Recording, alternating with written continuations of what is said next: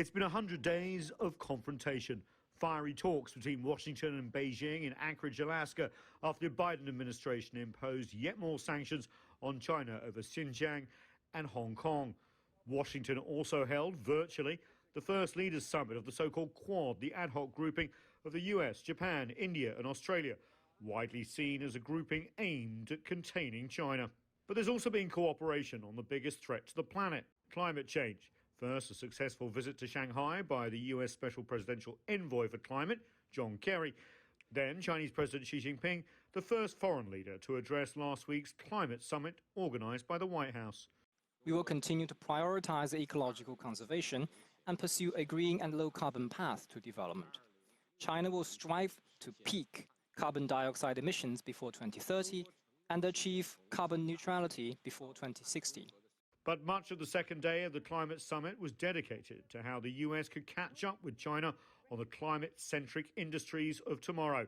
Beijing is leading the way from electric vehicles to lithium batteries to the use of wind and solar power. In fact, competition with China on all fronts is now an urgent priority for Washington. While the climate summit was underway, the Senate Foreign Relations Committee, backed by an overwhelming majority, the Strategic Competition Act of 2021.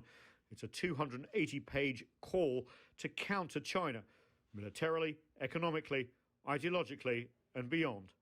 China today is challenging the United States, destabilizing the international community across every dimension of power, political, diplomatic, economic, innovation, military, even cultural, and with an alternative and deeply disturbing model for global governance.